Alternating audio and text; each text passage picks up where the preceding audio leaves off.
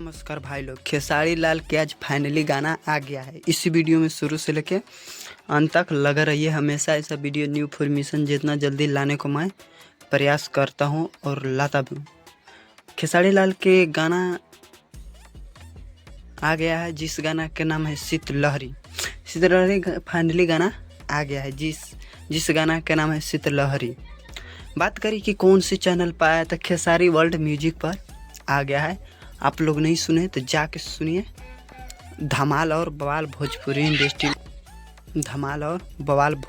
Industry में मचाते रहते हैं।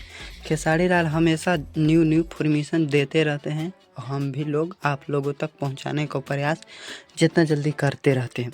बात करें कि खेसारी लाल के गाना फाइनली आ गया है, जिस गाना का नाम है शीतलहरी। बात करें कि कौन सा सिंगर गाए, तो खेसारी लाल, जिनको कहते हैं ट्रेंडिंग स्टार।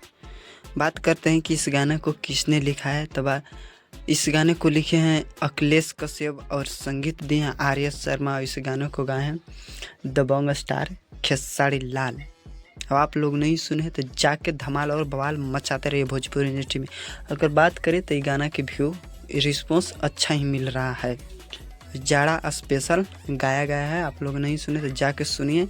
बात करें इस गाने के तो 400-500 मिलियन क्रॉस कर ही जाएगा। पूरा वीडियो देखने के लिए धन्यवाद।